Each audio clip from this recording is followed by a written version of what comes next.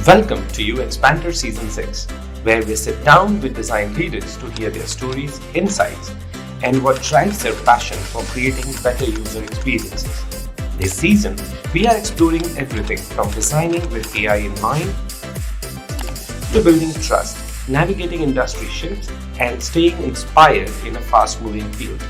This podcast is presented by Galaxy UX Studio and powered by Galaxy Publics, an Inc. 5000 company. And I'm your host, Dushyant Kanungo. Welcome to the show. Hey everyone, welcome to another episode of the season 6 of UX Banter podcast. Our guest today is a seasoned creative leader with a strong background in brand design, digital experiences, and storytelling. He's building transformative tools at the intersection of AI, design, and communication. He has led multidisciplinary teams across both agency and in house environments. He's passionate about crafting meaningful work and mentoring the next generation of designers. Please welcome Derek Boman. Hey, Dushyant. Happy to be here. And welcome to the show. We are happy to have you here on the show. As the tools and technology as it is evolving and everybody is now talking about one thing or the other related to the AI, let's not talk about it at the very beginning and let tell us where you started your journey, where you're living right now, and what happened in your career. Yeah, Dushyant. So I was born and raised, still live in Utah, state in the United States, and love it here in the mountains. I started my career, let's go back even further. So I've always been kind of an artist, liked to draw growing up and very creative and artistic. But my dad was a computer programmer in the 80s and 90s and was a technical co-founder. So I grew up around startups and around computers and technology. And he tried to get me into coding, and I remember telling him early on, like, I really like computers, but I gotta have something visual, like I gotta have something graphic. And that's when I discovered, once I got into high school and college, graphic design. Started it as a graphic designer doing branding, doing marketing, web design. Eventually found UX and thought, oh, this is it. This is it. This is where I can combine the passion for technology and computers with graphics and visuals and creative expression. And yeah, ever since then, worked in a variety of different technology companies, primarily in the FinTech space, building products for banks, credit unions, consumers, and now with Socrates, my current company, for investment bankers and private equity funds. That must be one amazing way to define the career path, isn't it? I mean, growing up with that sort of given a tech background. And so I touched my first computer when I was 18 years old. And it was very difficult because the teacher or the instructor said, turn it on. And everybody pressed the button on the CPU on the side. And I was just touching the monitor. And I was told off not to come to the lab. And about a year later, when I was browsing the website that I made, I was again told off and kicked out of the lab because knowing more than the others. I said, decide yourself that which do you want me to learn or you don't want me to learn or learn at the same pace as you are going at. But that was the year 2000, so many moons ago. So while you are doing so, how does it, if you do a lot of leadership exercises, and what is your style of leading and working with the current set of tools or technologies that you're dealing right now? Yeah, so kind of two parts to that question. So, in terms of leadership style, I find it best when the folks around me are able to stretch their wings and have the autonomy to do their best work. And I consider myself as their leader to actually be their helper. And oftentimes, if I've got a designer on a team of mine or someone that I'm working with, they're oftentimes closer to the work and to the end user. And they're going to know it better than I am, but I may be able to provide contextual information or strategic guidance. But them being close to the user and closer to the work, I say, like, hey, tactically, those are your decisions. I can give you kind of strategic guidance and direction, but I want you to be able to do your best work, knowing what you know about your user. And what you know about your user lean into that, and then let's strategize, or let me help you figure out a solution to fit that need that you deeply understand because you've sat in research meetings, because you've done that customer discovery. In some ways, kind of flip that leader mentee framework and say, hey, let's work on this together. And maybe with my experience and vantage point as a leader, provide a larger viewpoint, but you're going to bring to the table a whole set of data points as well. And so let's work on that together and let's craft it. And then let me give you the space to go out and execute on that plan. That's leadership. In terms of technology, man, there's a lot changing right now. This is like such a fascinating time to be building in technology with AI, and with every new tool and model and benchmark changing week by week. It's a very fast evolving category and space right now, which is both exciting and terrifying, to be honest. And Absolutely. for me, it reminds me of early on in my career, from the shift of like designing websites or primarily for like desktop type Mhm. experiences, to then having to think about mobile and having to think about responsive and having to think about a platform shift from one technology form factor to another. And now, and there was a lot of churning at that time where I was pretty early in my career. But if you took a couple webinars or you read some articles, you could have the same amount of knowledge about mobile design as senior designers that I was working with on my team. So it was a Right. very kind of leveling of the playing field in terms of experience, where we were all learning it together. And I tell younger designers right now, like, you have that same opportunity right now with AI, where companies that want people that have experience designing for AI or using AI to be more productive. You, as a junior designer or a student, have the opportunity to be experimenting with this stuff and learning it at the same time as a And staff engineer or a staff designer, right? that's a great point of view to actually have. And how are you dealing with it? I mean, the entire shift. I mean, you have, okay, let me rephrase the question. With Socrates AI, where you started off quite some time ago. And as technology is evolving, so is the outcome. I have another questions about Socrates. I'll come back to it in a minute. But do you see that one morning you wake up and suddenly there is another bigger, more truthful AI model machine or something which is in the market, a new version has come. So does it play any setback to the tools that you are using and producing? And how often does it happen that you have to go back and say, listen, we need to make some changes? Yeah, so there are things changing week by week. That doesn't mean that we are quick to throw everything into our product itself. We are very careful and deliberate about what we are building into our product. But in terms of our own productivity and our own inside internal tooling or the workflows, those are changing week by week with new tools coming out, and trying something out new on a go-to-market side with how we do outreach in our sales motions, or how our engineers write and develop code. Those are constantly evolving, and it behooves us to try out the latest tools, even if just experimentally, and to see then what sticks or what we like or what improves our workflows. And then as we find what works for us, then, and we do testing and rigor around those things, then okay, now let's integrate it into our product. But even then, as I describe it that way, we're still talking, weeks and months, not half years, quarters, and years. It's still so much faster. It's absolutely fast. Okay, so my original question to you was coming from a UX background.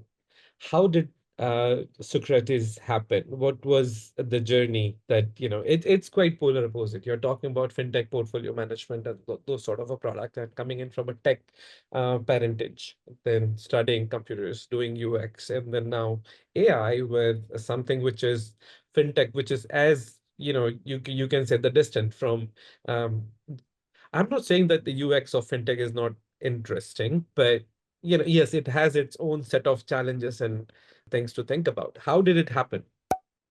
Yeah, you bring up a great point because it's not a path that many designers would say, hey, sign me up to build finance products.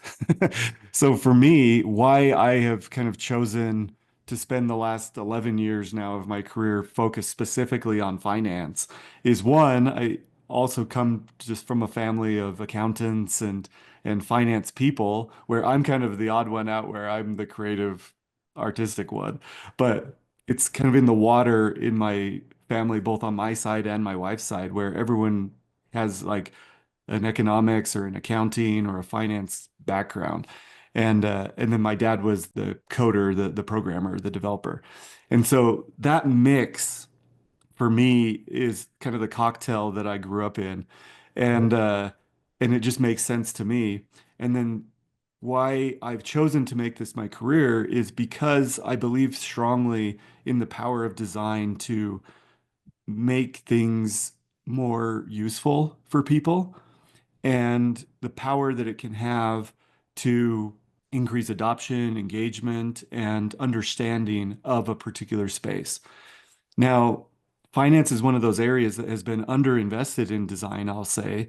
Many banking experiences or many financial experiences you wouldn't describe as having great UX. And for me, that's where that opportunity gap is for someone that has an interest in that, which there are probably not a lot of designers that say, yeah, I'm interested in that. I'm the crazy person that says, yes, I'm interested in that. And I believe strongly that design needs to play a part there because money is so important in the way that we run our personal households with our families, our small businesses, the economy. Like that is in terms of dollar volume, the largest industry in the world. And yet it's being way under invested in UX. And so for me, that opportunity gap is just giant for designers that have an interest there to make massive impact. Absolutely. My first hand experience with fintech was I was living near London, and there is a town called Milton Keynes, and they have the headquarters of Banco Santander. Santander is a big, big Spanish bank. From the city of Santander, they have grown, and the way they have grown is by acquiring small saving societies and co-ops and smaller bank with a few branches. And now that has been their ecosystem. And kudos to Santander leadership because they have come out as a very strong fintech giant, which is in US to China, every country you go, they have some branch or some presence everywhere. But now, so I was put in charge of the designing for the retail banking experience. This is like 10 years ago, 2015. 14 to 15 that I was working. The idea was to get make sure that the loans part and all the data that anybody is accessing on the website, you can go log into santander.com, e-banking, and now you're logging into your loan application and all that. And it turned out that anything that I created never got approved because whatever you do wireframing, somebody in from the legal that would say no, tech would say no, business would say no, and I was getting frustrated that this is ridiculous. It cannot go like this. So I invited everybody in one room and I say, sit here. And I realized that I had 7 departments in one room. So like 9 people came and I was the 10th one. And I said, I'm putting this Azure wireframe on a on a projector and said, tell me, what can I do here so that this goes out and I make the deadline? And then I realized that everybody had some objections. And it turns out because they were acquiring so many banks, not every bank had the same database. And for them to make sure that all the database was migrated, it is going to take time.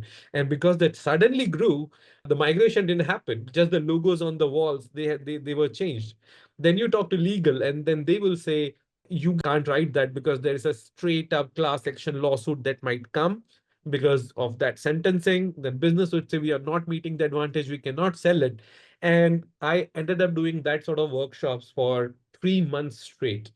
And then I realized that these bankers, they have their own pains with legal and compliance and audits and man. And so fintech first and the best experience. I mean, I did work for so many other banks and financial institutions since, but realizing the pain that comes from the interdepartmental communication was something that was really hard. Well, enough about that. Now, coming back to you, And this is a rapid fire round. I have a list of questions that I want to ask you, and you have to answer as quickly as you can. Great, let's do it. All right. So, mornings or evenings? Mornings. Your favorite quick recipe? Quick recipe. Protein shake. Window or aisle? Window. Coffee or tea? Neither. No? No. Are you a beer guy? No, Favorite exercise? sugar-free soda, actually. Robots or Dr. dinosaurs? Pepper. I got a Dr. Pepper right here. Oh, so robots or dinosaurs? Dinosaurs. Love it. Okay, Netflix or YouTube? YouTube. Your favorite YouTuber? I'm a big Star Wars fan, and there's a channel, Star Wars Explained, that is probably my favorite. All right. So books or movies? Audiobooks. And can you recommend something? Let's see. So I'm a big fan of the of Clayton Christensen and the Jobs to be Done Mhm. framework. So competing against luck or Bob Mesta that did a lot of stuff with him. So what's his book called? Demand Side Sales. Anything in Jobs to be Done. All right. Passenger or driver? Driver. Marvel or DC? Oh, tough. Let's say DC. Okay, because there's a Star Wars and Star Trek thing was also there, but then I realized you already confessed about the Star Wars. So not going there because I enjoy both, but I believe that the Star Wars fans are, they beat up anybody, even their own filmmakers and all that. So Yeah. We could go down a rabbit hole about that. I am not for that at all. I just enjoy anything that they make. I'm just happy that they're still making stuff. making things. And like that to me is toxic and unproductive. And so I don't go there. I just enjoy it. Criticizing because they're getting more stuff, but they are complaining about getting more stuff. And I think that is funniest. So I'm a pop culture guy. I am a fan of anything which is, from I like Harry Potter and Lord of the Rings equally. I watched everything is there of on Star Wars and Star Trek. So I'm happy just, enjoying all the cool views that comes from DC or Marvel, to enjoying everything without making a decision. So, right. Coming back to the discussion that we were having. So, what do you think about the whole? So, you have this software, a tool that you are now marketing and making and working towards. And then you have AI on the other hand. So how do you feel that, what was the need that you thought that, what, this problem and the use case here, it fits perfectly to the solution and not just something which is just an extension of AI for the sake of AI.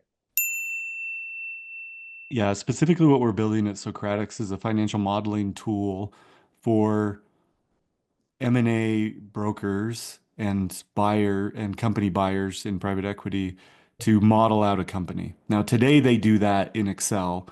It's extremely tedious and time consuming, but they wear it as a badge of honor that, you hear stories of a banker working 80, 100-hour weeks where they're grinding the midnight oil to find an error in Excel. Now, I don't think that's worth a badge of honor to to say, I was up till 3 in the morning because I couldn't find this error. Now, if you're up till 3 in the morning because you're doing 5 deals at a time, that's a different story. We want to make them more productive and cut out the parts of that workflow that is just a complete grind, that is unproductive and non-value add. Now, getting the numbers right is value add. That is important to value, put a proper price on that company. But there's no reason why they need to do it today the same way that they did it 2 decades ago. And so, why we see an opportunity for AI and not for AI's sake is I look for things that, because of a technology wave, could not have been possible before. And so something that leans into that technology as an unlock, not as a, shiny piece of the latest hype. And we believe in this particular space that there's an opportunity to reinvent how those workflows are done. And I think the same is true in a lot of kind of white collar profession type of workflows where there's a human that is taking data out of one database and transforming it and putting it into another database, or combing over a large amount of data and trying to find an error, or writing an essay or a report. And all of those things can be it's tedious, time-consuming work and could be streamlined. Now, my goal for that is to make those people more effective so they can focus on higher order tasks. I think the evolution of technology, not just with AI, is essentially that, where you think about in design with like the way that a book used to be printed, for example, where I had in my first job a creative director who had been working for decades. And when he started his career in like the 60s or 70s, they'd have to hand off a layout of typography to a paste up person to build that layout. And that kind of handoff to paste up person who hands it to a production person who hands it to a printer and then gets printed just delays the productivity of getting that design actually produced, which was then cut dramatically down by word processing softwares, InDesign, WordPerfect, things like that. Mhm. So this kind of disruption that we've seen with AI is nothing new. This has happened all the time with technology, where a workflow becomes much faster and more possible with fewer people involved, frankly, that touch that work because of technology. And so this is nothing new with AI, but evolving at a faster clip. And I think will provide massive productivity gains. And ultimately, being a techno optimist, I hope is that it kind of expands the pie for folks or just allows people to do more things, not, cut their jobs or reduce them. There may be some of that, but I think on the whole, people will be able to do much more stuff. I think techno-optimist is a term which is I would, like to steal. Now, think about it this way. Computers came back in late 80s to India. There was a big rally against it. People said that it will take our jobs. We do not want to lose our jobs, and computers should not come to India. There was this Communist Party of India. They just went around and protesting. And the government was like, no, it is going to help us. And we didn't, you don't know it yet, but it will. And now considering that IT is the largest employer, I mean, private sector employer, because the government jobs are mostly full. And with this such a populations, IT and ITES services are India is known for. And imagine if we just said that, no, this is going to cut down the jobs, then it is not the reality. It is just always going to be the case when the new avenues open up. I was at UX India conference last year, and the thing they mentioned is before smartphone revolution in about 2010, 2008, 2009, you wouldn't imagine something like Uber or Postmates. You would just do the things the regular way. Even e-commerce was there. I mean, before the smartphone, I mean, internet got to you there.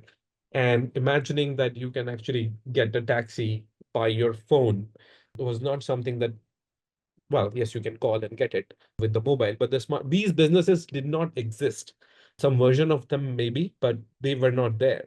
And when you think about AI, let's see the bigger companies, the actual use cases, and those organizations are just starting off, or we haven't heard of them, or they may be, they'll start in a couple of years from now, and they will become the household and the names that everybody wants to be associated with.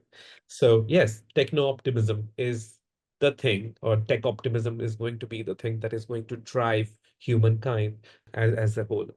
So with that, I think there is a lot of things that people don't understand with the generational learnings that people have from when they started off and what they are doing now, and people like you who are leading businesses in this smart area. So you do a lot of mentorship, you talk to people and coach young enthusiasts about how to build their careers out of IT. How do you go about it? Do you want to talk about it more? Yeah, so I've always been passionate about helping those that come after me. I've been fortunate enough to have great mentors in my career and that helped me get to where I am today. And so if I can be that for the people behind me, then that pays forward the investment that someone else took of their time with me. And so I feel almost a duty to do that. So I mentor through an organization locally to where I am. It's a meetup, a product and design meetup called Product Hive. And for years, I've been a part of their mentor program where every quarter or so get assigned people that I can meet with and help them in whatever way they need, because I like it to be mentee driven of the problems that they would like help solving. In addition to that, I've been asked to teach at the university level and help designers take their first steps in UX, UI, and product design, and really enjoy that as well. The I think there's a big opportunity for education to evolve with the landscape where sometimes curriculums don't keep up with the latest things and they're not then adequately preparing folks for the job market or for what is going to be the expectation of a junior designer, say. And so I think that's also important to help them be ready, but also as a hiring manager on the other side, teaching them in the things that I would want to hire. Like Mhm. it's been difficult to find adequate junior talent, I would say, for a while, just because of UX boot camps and other things that are not adequately preparing people for what they need in the job market. And so it's kind of playing both sides. I want to help those students be ready, and as a hiring manager, I want talent that is ready and able to handle the challenges of today. I think one of the things that I do as a hiring manager is just make sure there is this coachability and the spark is there, because not sure if the candidate right off the bat is something that you can find which is right fit to the requirement that you have. That's always becomes the bigger challenge. And on that note, what should somebody do to be that job fit? So any advice to the youth that you want to give? Well, I think you're right on that point of adaptability and growth mindset. If they have a fast growing trajectory, even if they don't have the skills, but they're teachable, coachable, and that they learn and adapt really quickly and they're willing to be curious and take risks. If I can notice that in the person and extrapolate that forward, then they will surpass someone that has more talent at the moment, but a slower growth trajectory. I would rather bet on someone younger with a high growth trajectory, high intensity and abundance mindset than someone who's kind of stagnated in their career, but is comfortable, has some skills, and is resting on their laurels in those skills. I've I've found a couple people like what I've described that are that high growth people, and 5, 10 years on, it's amazing to see how that played out and how indeed they became and surpassed oftentimes that senior designer who maybe would have looked like the safer bet or the better hire. Absolutely. I mean, I have had those sort of juniors or freshers that I hired. And while you are interviewing them, you know that they are not going to stay long with you, because you can see that, he is a rocket. You can have them, you can teach them whatever you can, but they are going to transform whatever your company is doing, your team is doing. They are going to influence others. They are going to encourage and modify the culture. They are going to push you. They are going to fight with you. But it is absolutely certain that the 2 years or whatever time they are going to spend here, it is going to be transformative and it is going to bring about new ideas around things. But you can clearly see that, right at the time of the interview, that this is the person which is going to be the next design leader. With that, I thank you so much, Derek, for taking time and coming to our podcast. Yeah, And thank you. Thanks for having me. with that, I would like to conclude our episode. So, everybody, whoever is listening or watching on YouTube, please don't forget to like, follow, share, subscribe, and do whatever things people do on social media. And with that, stay tuned. We'll be back with another episode of UX Banter podcast this season. Have a wonderful day ahead.